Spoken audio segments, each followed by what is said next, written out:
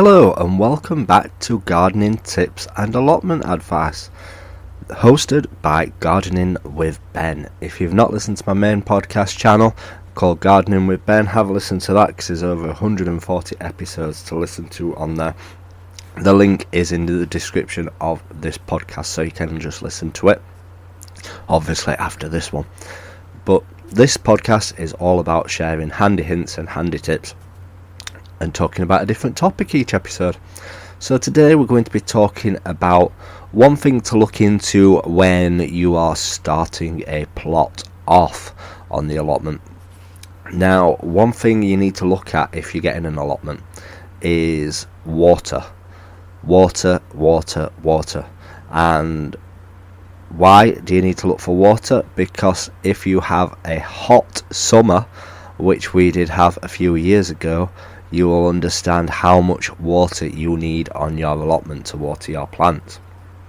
And obviously around now it's always raining in winter time, so we get plenty of rainwater, so you don't really need much water at this time of year. But when you're looking for an allotment, you need to look at if it's got tap points, water taps, because yes, you can store water from your shed and in water butts and stuff like that, but it will soon run out unless you have hundreds and hundreds of water butts on your plot. So always have a look for a tap point. But also, plants do prefer rainwater to tap water, so it is good to store your own water as well. So the best way of storing water is if you've got any structures on your plot, like a greenhouse or a polytunnel or a shed.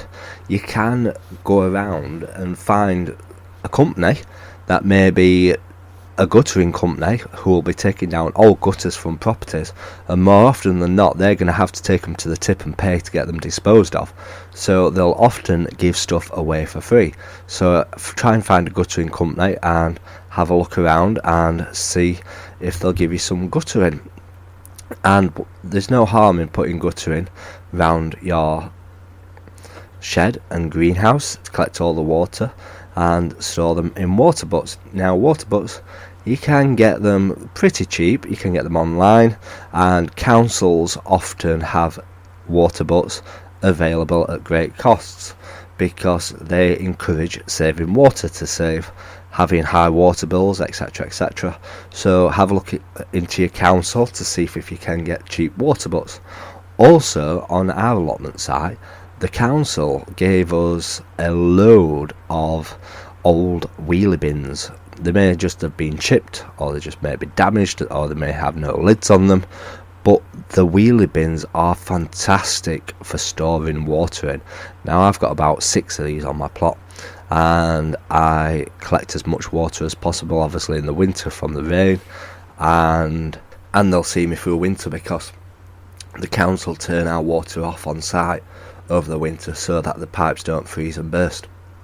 So I store water that way, and obviously sometimes it's better to water onto the plant rather than with a hosepipe where you'll be soaking everywhere and the weeds will grow back. So if you water properly around the plant rather than just spraying the whole plot, you won't get as many weeds growing, and you don't want weeds growing because that will create more work for you and you will have to do more work.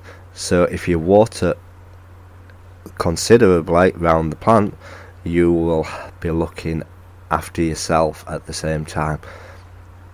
Polytunnels, you can get these special gutters what fix onto the polytunnels. I've not got one myself, but I could look into getting one, and they just stick onto the plastic at the side and it catches the water and it goes into a water butt, and they're fantastic.